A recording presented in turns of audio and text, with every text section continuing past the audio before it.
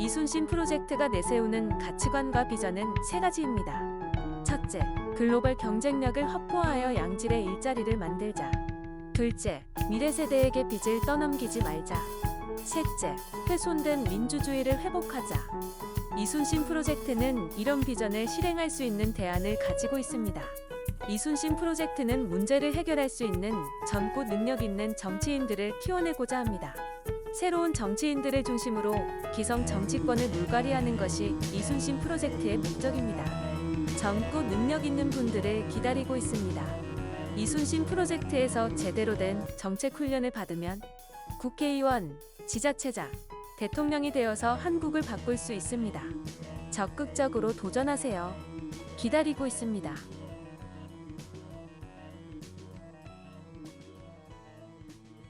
감사합니다. 약관동의 6번째 시간, 두 번째 주제는 그린 에너지 관련한 겁니다.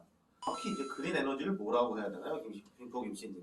그린 에너지라고 하는 것은 탄소 배출량이 없는 거. 저탄소 녹색 성장? 왜 MB 냄새가? 선기자. 근데 그러니까 CO2 배출량을 줄이기로 이제 파리 협약에서 했잖아요. 근데 이제 파리 협약에서 하고 나서 그 다음에 계속적으로 얘기하는 게 어떻게 하면 탄소 배출량이 없이 이 동력원을 쓸 것인가가 계속 얘기가 되고 있는 거죠.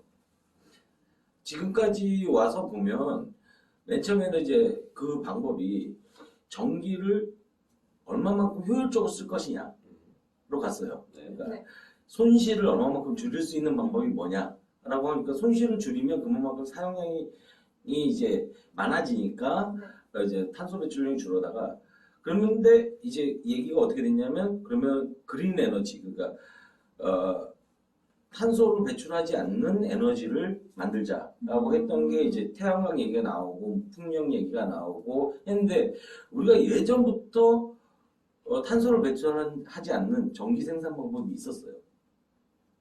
있었죠. 예. 물레방아. 그렇죠. 물레방아. 수력 발전. 수력 발전이 굉장히 많이 이제 대중화됐었던 거고. 근데 수력 발전의 가장 큰 단점이 물이 점점 줄어드니까 이제 그 수력 발전이 이제 힘이 없어졌죠. 그런 다음에 이제 우리나라가 바꾼 게 뭐냐면 그 수력은 위에서 물을 저장했다가 떨어뜨리는 양수 발전이라는 게 있어요. 양수 발전은 뭐예요? 퍼를 하고 그렇죠. 저녁에 싼 전기로 물 밑에 있는 물을 퍼 올려서 낮에 다시 떨어뜨려 갖고 전기를 발전해서 쓰는 방식을 양수 발전. 그래서 우리나라가 양수 발전으로 다 바뀌었어요. 그리고 지금 오늘 얘기를 하고 싶은 거는 근데 이게 그린 에너지를 얘기를 하면 계속적으로 뭐 태양광을 얘기를 하고 신재생은 뭐예요 정확히? 신재생? 자 그게 원래 재생에너지인데 재생에너지라는 것은 이제 태양이라든가 태양광 그게 왜 재생이야? 그냥 있는 건데 그러니까 계속해서 쓸 수 있는 계속 나온다. 네, 계속 나오는 리뉴얼 계속 나올 수 있는 그래서 풍력도 마찬가지고 그런데 우리나라에서 신재생을 만든 거죠. 신재생을 만들었는데 신이 붙으면서 뭐가 됐냐면 우리가 그 열강압 발전소 아세요? 지역 난방 쓰레기 태워가지고 하는 거. 그것도 재생에너지라고 본 거예요. 그게 사실 재생이지. 아니에요. 재활용이 아니라 쓰레기를 재활용하니까. 근데 원래 월드와이드로 얘기하는 것은 탄소 배출이 없는 에너지를 재생에너지라고 얘기하고 그린? 예. 완전 근데 우리나라는 그런 부분이 약하니까 거기에 우리는 이제 좀 한 가지 붙인 게 신재생이라고 해서 그런 거를 붙인 거죠. 그럼 재생에너지에 신재생이 붙은 건데 그 신재생은 열병합까지 포함한 거고 포함한 거. 그 재생에너지라는 거는 태양광, 풍력 이런 거 그냥 바이오 에너지 뭐 이런 거. 무탄소? 예. 그런 형태로 이제 바뀐 지금 얘기를 하고 있는데 우리나라는 그러니까 태양광을 깔려고 하니까 실질적으로 비용이 많이 들고 그동안 못했어요. 못하고 그리고 탄소 배출에 대해서 가장 싫어하는 나라가 어디냐? 저개발 국가들. 중국. 중국도 그렇고. 저기 아프리카.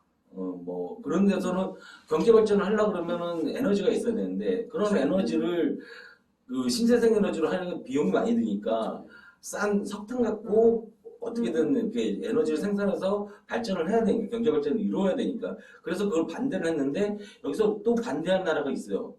가장 선진국인데 그렇죠. 미국이 빠져나갔죠. 파리 협약에서 빠져나가면서 막 이제 탄소 배출에 대해서 규제를 안 하고 막 쓰게 된 거죠. 이 얘기를 제가 오늘 왜 하자라고 했냐면 그린 뉴딜을 얘기를 하는 거예요. 그린 뉴딜이라고 이번에 문정부가 냈는데 네. 그린피스에서 얘기하는 거는 그 문정부의 정책에 탄소 저감에 대한 내용이 빠져있다. 문재인 정부에서는 탄소 저감은 예. 근데 탄소 저감을 한다라고 문구는 있는데 전체적으로 내용을 따져봤을 때 탄소 저감하는 거하고 좀 상관이 없지 않느냐 이런 식으로 해서 그린피스에서는 좀 약간 반감을 갖고 있어요. 그린피스에서 그런 것까지 신경 써요? 그럼 그린피스 한국지사? 네, 한국지사 있습니다. 그린피스. 모래 잡지 말라고 하는 애들 아니야? 아니, 그건 다른가? 다른 거 같은데? 다른데요, 다른데고. 자, 근데 이게 중요한 부분이 뭐냐면 알리백이라는 게 있어요. 리뉴얼백. 네. 리뉴얼백이라는 것은 뭐냐면 이제 여기에 가입한 기업들은 뭘 하냐면 100% 재생에너지를 갖고 생산을 하겠다. 생산 및 운반을 다 하는 거예요. 그게 리뉴얼 100이에요. 이게 목표가 2050년까지 100%로 하겠다. 그리고 2040년까지 90%, 30년까지는 60%로 하겠다는데 여기서 중요한 게 뭐냐면 리뉴얼 100이라는 이게 네. 맨 처음에 원자재에서부터 시작을 해서 재화가 만들어져서 판매되는 데까지 모든 과정에 탄소를 없애는 거예요. 오. 물류 이동도 마찬가지고 전기를 쓰는 말이 되나? 아니 근데 그게 될까? 그거를 하겠다라는 게 알리백이라는 거예요. 근데 이거 미국 기업들 보면 사실 그 사업 보고서 안에 자기네가 올해 탄소 배출 얼만큼 했다. 작년에 비해서 얼만큼 줄였다. 그거 다 보고서에 들어가 있어요. 그러니까 영업사원들이 타고 다니는 차까지도 바꿔야 돼요. 전기차로. 근데 이게 문제가 뭐냐면 이제 만약에 그 애플에서 자기네가 알리백을 하는데 계획을 쭉 세워놨어. 네. 근데 애플에 납품하는 납품업자도 이걸 따라가줘야 돼. 그러네. 따라가줘야 돼.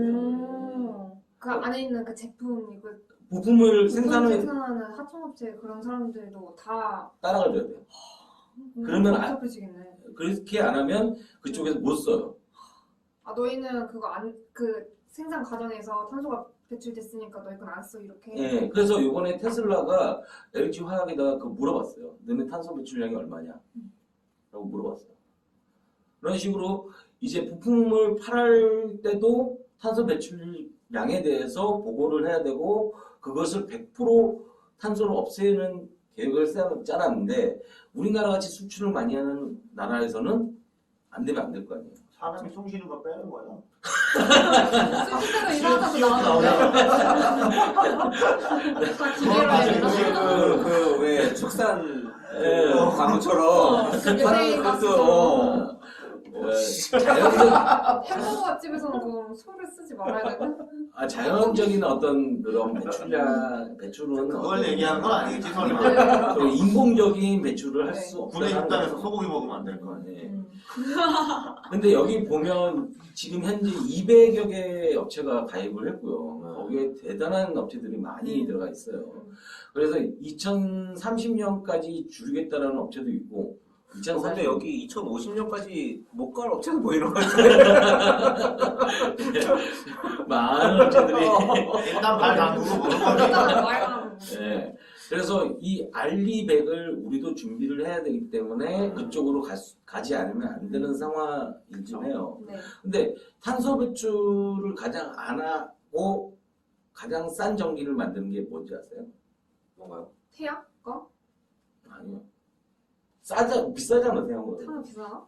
비싸죠. 설치를 해야 되니까 파는데. 원자력 아니야, 원자력? 원자력이에요. 혹시 원자력이 제일 싸지? 네. 원자력이 탄소 배출량이 가장 적고, 그 원자력이 시내 방사선을 아, 탄소는 써.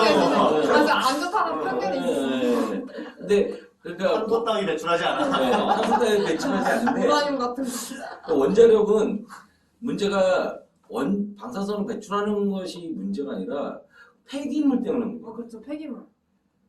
저순위 폐기물, 중순위 폐기물, 고순위 폐기물에 따라서 처리 방법이 다른데 네. 그걸 처리하는 그 곳이 임시 보관 장소가 있고 그리고 장기 보관 장소가 있는데 지금 그 어디지 경주 쪽에서 지금 거기 임시 보관 장소가 꽉 찼다고 다시 만들어야 된다고 그러면서 요즘 또 한참 시끄러운 그런 상황인데 그런 식으로 폐기물이 나오는 것이 처리가 안 되는 그런 상황이라서 굉장히 어려운 거고 그리고 이제 사고가 날 것을 이제 대비를 해야 되기 때문에 그리고 가장 중요한 거는 나중에 이 원전을 이제 폐기를 할 때도 시멘트로 덮는다든가 아, 그쵸. 묻는 거지, 그냥. 예, 묻는 그러니까 그게 한 몇천 원씩 들어가니까 그것도 이제 굉장히 문제인데 지금 그런 것들 때문에 원전을 가는 것에 굉장히 두려워하는 것이고 근데 여러 가지 그 문제 때문에. 빌 게이츠가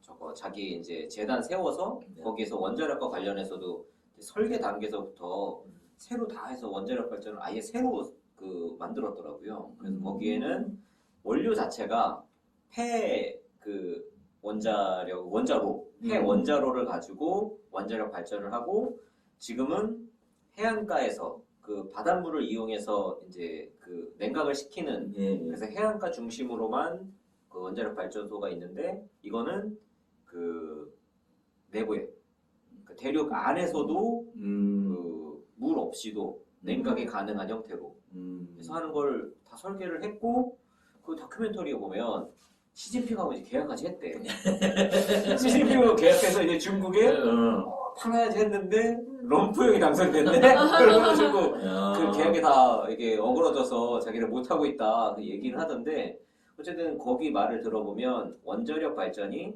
사실 지금 뭐 50년 전 그때 하는 방식을 아직도 하고 있다라고 해요. 그래서 아예 설계 단계서부터 지금 이제 4차 산업혁명 시대에 맞춰서 거의 무인 발전소 형태까지 돼서 위험률은 거의 제로에 가깝고 그 폐 원자로 이런 거 안 생기고 하는 방식으로 했다 이거고. 근데 소장님께서 말씀하시잖아요. 그러니까 이제 이거를 안 쓰는 방향으로 가지 말고 이런 식으로 설계를 다시 한다든가 아니면 또 친환경적인 방법으로.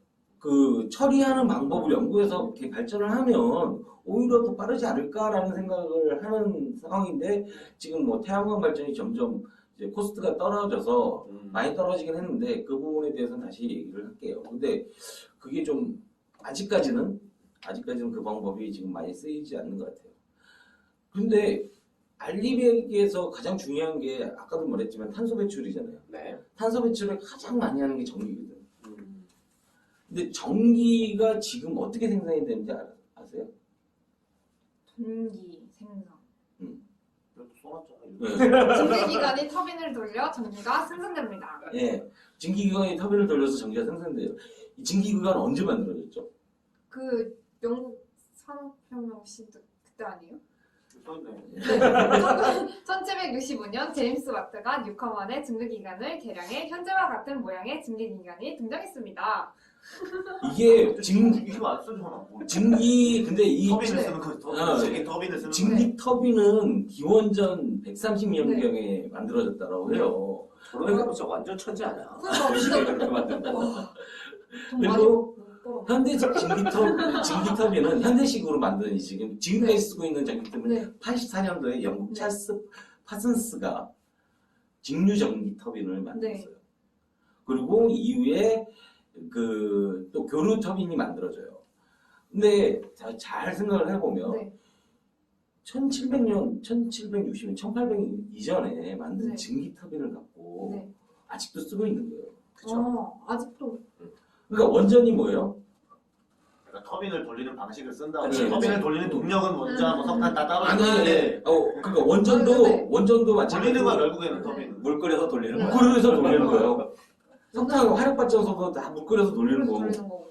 그러니까 이게 소스가 뭐냐에 따라서 다른 거지 다 물 끓여서 돌리는 이 방식을 계속 쓰고 있다가 한 가지 바뀐 게 이제 태양광이 된 거죠. 그렇죠. 풍력이나 네. 그런 태양광은 이제 수력이나 풍력도 터빈 돌리는 거잖아. 수력도 네. 돌리고. 네. 태양광만 아, 안 그렇죠. 돌려. 그러네. 태양광만 안 돌려. 네. 옛날에 태양열은 돌렸어. 네.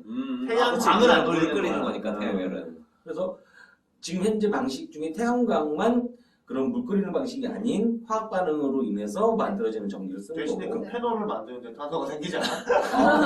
그렇죠. 또 그렇죠. 그게 수명이 네. 있어서 네. 이제 패널을 어떻게 처리하는 그것도 문제지. 그것도 문제죠. 근데 그 패널의 얘기가 나와서 그런데 저는 그것보다 더 걱정이 건전지예요. 배터리. 왜냐면 지금 리튬이온이잖아요. 네. 우리가 그거 마음대로 막 버리면 안 되거든요. 그 배터리 그 보관함에 따로 넣어가지고 따로 처리를 해야 돼요. 해야 돼요. 근데 그게 지금 차로 만들어져 갖고 이제 쫙 깔릴 거라고. 네. 연간 몇 천만 대 만드는데 차를.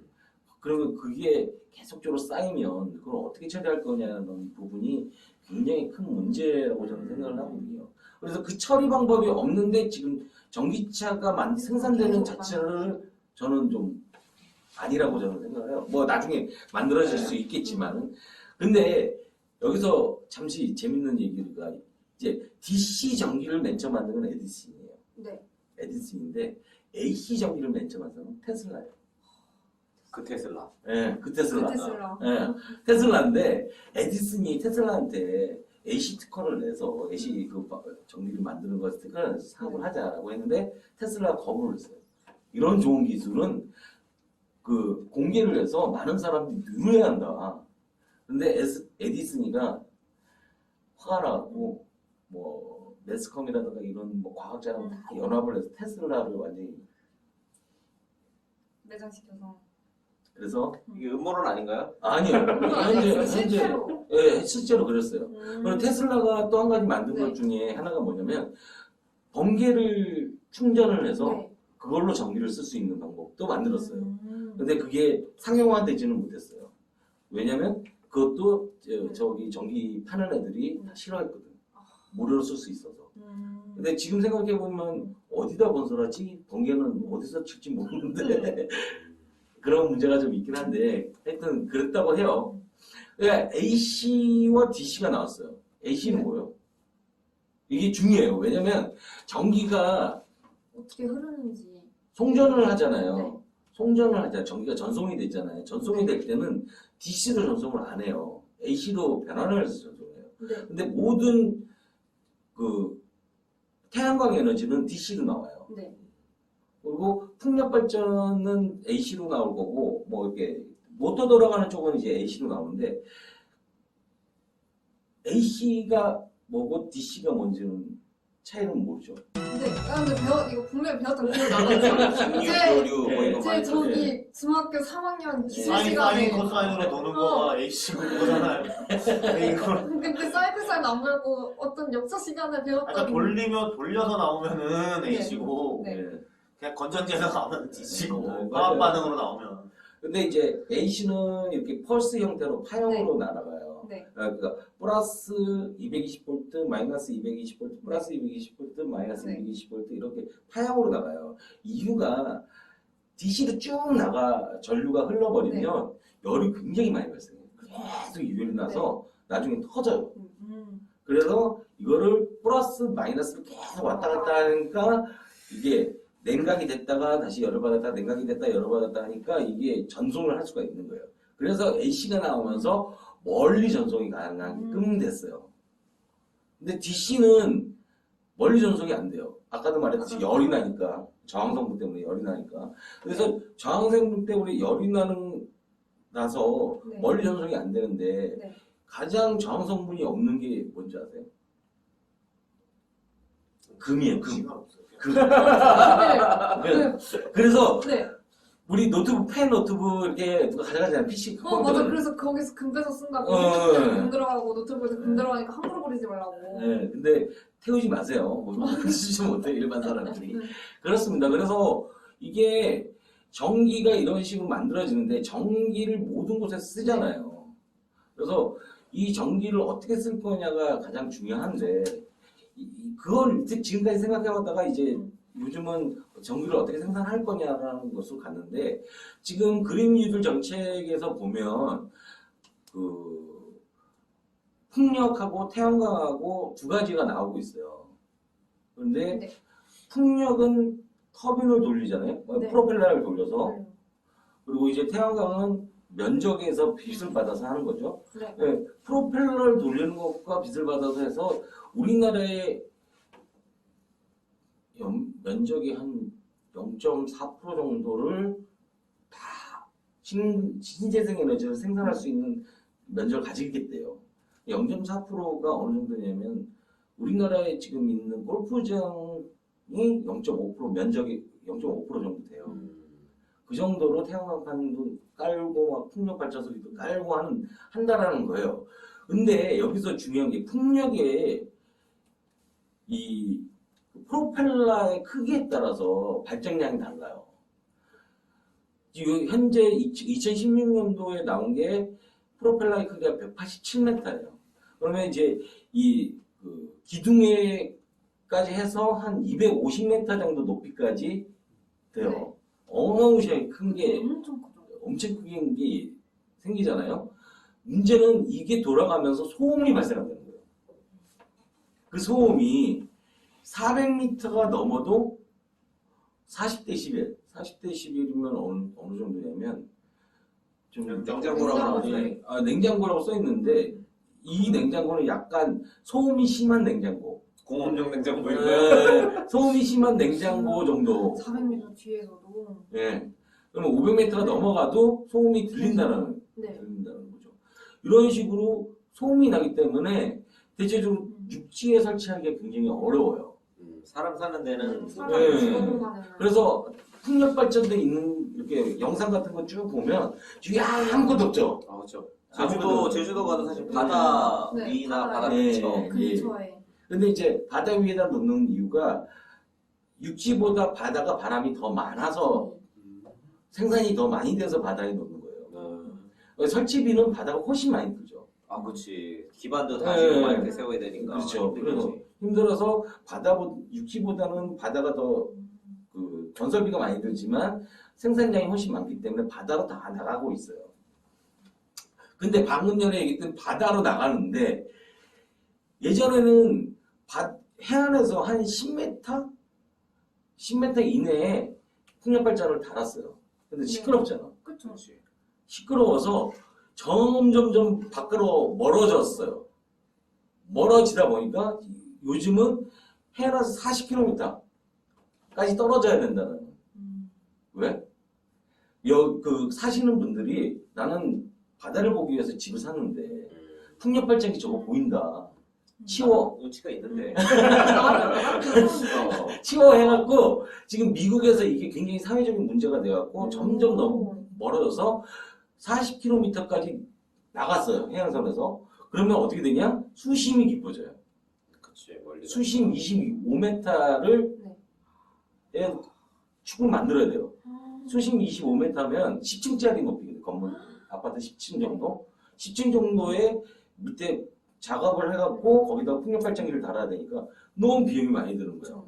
그래서 부력으로 이제 요즘 개발을 하고 있는데 아까도 봤듯이 프로펠러가 굉장히 크기 때문에 얘를 지탱하고 있는 부력이 얼마 정도 사이즈가 커야 되느냐 뭐 이런 것 때문에 굉장히 지금 문제예요. 그러면 우리나라는 삼면이 바다이기 때문에 우리나라는 풍력하기는 굉장히 좋아요. 풍력 발전을 하기는 굉장히 좋아요. 근데 좋은 조건인데 아까도 말했듯이 이제 해안선에서 얼마만큼 떨어져야 되느냐가 지금 굉장히 큰 문제고 그리고 그 오가는 어선들하고의 어떤 그런 동선이나 이런 것도 다 감안을 해야 되고 전략적인 어떤 뭐 군사적인 문제라든가 이런 것도 다 감안을 해야 되기 때문에 풍력 발전이라는 것도 쉬운 상황이 아닌 상황이에요. 그리고 거기서부터 전기를 또 끌어와야 되잖아. 아, 그치, 거기서부터 그치. 또 오는데. 전기를 끌어와야 되잖아. 전구선 다 깔아서 다 해야 되는데 그 전선도 굉장히 비싸거든요. 그렇죠. 그래서 과연 이게 타당성이 있을까라는 부분이 굉장히 어려운데 아까도 말했듯이 알리 200을 가려면 어쩔 수 없이 또 가야 되는 상황이기도 해요. 그러면 태양광이 남았는데 태양광이 가장 아까도 말했듯이 면적이 있어야 돼요. 네. 넓어야지. 패널 설치해야 이렇게 되니까. 하니까. 네. 넓어야 돼. 지금 작년, 재작년 계속 문제 생겼던 게 뭐예요? 태양광판들 다 이제 쓸어 내려오고. 이번에도 막 네. 산사태 나고 네. 많이 맞아요. 그랬더라고. 근데 이제 농지에다가 그걸 또 하면 또 우리 식량 작물도 떨어지는데 농지들 다 네, 갈아엎어서 그걸 한다고 하는데 그 생산가가 너무 비싸서 나라에서 보조를 해주지 않으면 안 이게 맞죠. 사업이 안 돼요. 음. 근데 이거 태양광판을 깔겠대. 그것도 국토 면적의 0.4%를 태양광판을 쫙 깔겠다는 거예요. 근데 이게 자연을 훼손하고 나면 되돌릴 수가 없어. 그렇지. 한번 망가지면 네. 자연은 복구하는데 시간이 많이 걸리고. 네. 그래서 되돌릴 수가 없어요. 근데 태양광이나 풍력이나 수력까지 해서 자금률 104%가 넘는 나라가 있어요. 호주가. 근데 걔네는 땅이 넓잖아요. 그렇죠. 그렇지. 엄청 넓죠. 네. 그렇기 때문에 가능한 거예요. 근데 우리나라는 산을 다 깎아든가 논을 다 이제 논밭에다가 태양광판을 깔든가 해야만이 가능하거든요. 지금 그래서 얘기하는 게 뭐 도로 위에다가 또 까는데 그걸 생각을 해봤는데 고속도로에다가 깔 수 있어요. 바닥에 까는 건 실패했어요. 그죠? 그거 네. 안 나온다고 하더라고. 효율도 안 나고 이게 깨지고 막 해서 바닥에 까는 거 실패하고 그러면 위에다 깔아야 되는데 우리 터널을 한 50km 터널만 간다고 생각을 해봐. 굉장히 그렇잖아요. 그렇죠, 그렇죠. 엄청 그래서 이게 실질적으로 그게 어렵고 그러면 고속도로에 이제 수직 아까 본 거는 이제 그 프로펠러가 네. 이게 도는 거고 도는 거지 프로펠러가 도는 건데 우리 선풍기처럼 생긴 거고 선풍기처럼 생긴 거 말고 수직형 또 풍력 발전기가 있어요. 그런 거를 이제 고속도로에 쭉 깔 수도 있어요.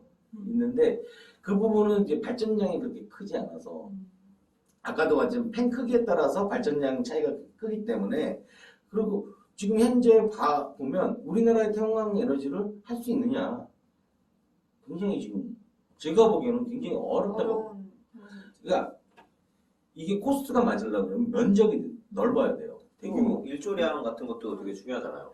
그러니까 일조량에 비하면 만약에 원전 1기가와트짜리랑 동일하게 만들려고 그러면 한 6배 정도 사이즈를 만들어요. 6기가와트짜리를 만들어야 그러니까 일조량이 한 평균적으로 하루에 3시간 정도밖에 안 된대요.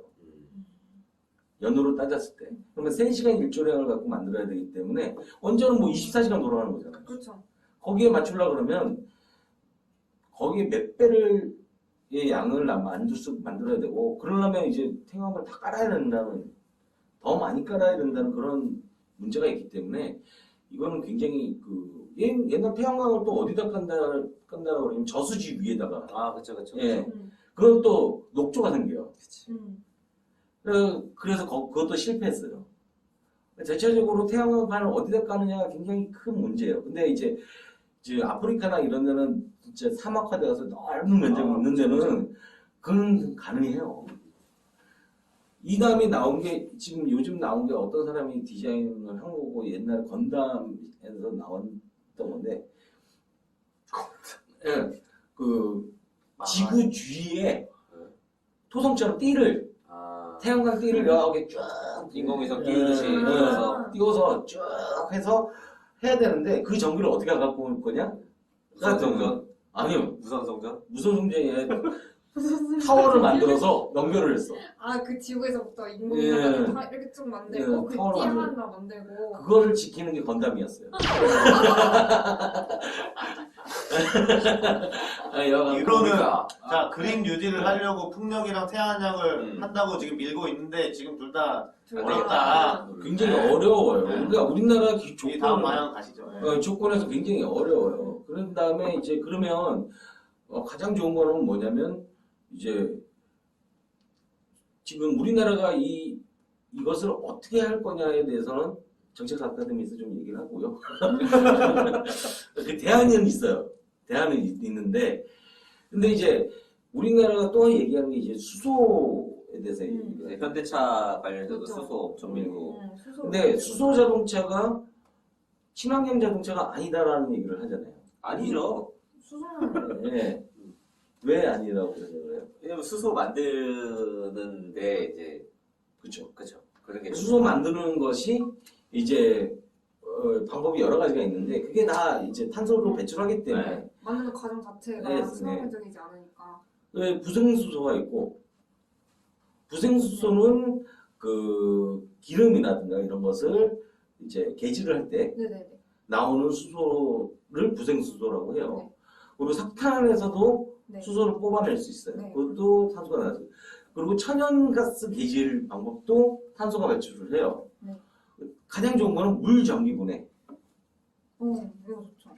좋죠. 근데 물을 전기 분해하려면 전기가 필요하잖아요. 네, 그 전기는 전기가- 또 이제 석탄 에너지로 또 만든다 그러면 그래서 수소 에너지가 친환경 에너지냐? 그거는 그러니까 예. 지금 유럽 같은 데서 얘기 나온 게 풍력을 해서 네. 태양광이든 해서 그거 거기서 현장에서 바닷물을 땡겨서 그거를 잘 담아서 쓸 수 있으면 되는 거 아니에요? 요새 네. 그 얘기하고 있는 거 아니에요? 그렇죠. 그러니까 수소를 그러니까 태양광이나 풍력을 이용해서 수소를 생산을 해서 수소를 갖다가 만들면 돼요. 그걸 잘 담아서 갖고 오면 돼. 네. 송전을 하지 말고. 네. 지금 그게 이제 유럽에서 이번에 한번 가자고 해가지고 다시 전기 한번 쏘는 것보다 그게 훨씬 효율적이라는 그러니까 거네. 그렇게 하려면 전력망 자체가 전부 다 이제 각자 집에다가 그 옛날 수소 발전기 프로판가스 가스통 아저씨들 갖고 다니시 그걸로 다 바뀌어야 되는 거지. 음. 건물이랑 하나. 아 근데 그건 100%인데. 근데 그게 그렇게 생각할 필요 없는 게 집에서 LPG 라인 다 들어와 있잖아요. 그 라인 이용하면 돼요. LPG로 수소를 쏜다고? 네. 세면 아니 수소는 LPG는 새잖아요. 새면은 폭발할 수 있지만 수소는 새면 날아가요. 원샷에 폭발하죠 수소가. 아니 수소 폭탄하고 이 개념이 아니 그거 수소가 수소 이온이야. 아니 그런 식이 말고 그거를 딴 것도 있나? 네 있어요. 딴 거를 하는 방법이 있어요 지금. 있어요. 수소의 질량은 공기의 14분의 1 정도입니다. 노출되면 빠르게 날아가 버립니다. 설령 불이 붙더라도 다른 곳으로 번질 틈도 없이 순식간에 타고 사라져 버립니다. 수소 폭탄은 도대체 뭐냐고요? 이 폭탄은 중수소 2H나 3중수소 3H라는 특수한 수소를 섭씨 1억도 고온과 고압에서 터뜨리는 겁니다. 일반 수소 H로는 수소 폭탄을 만들 수가 없습니다.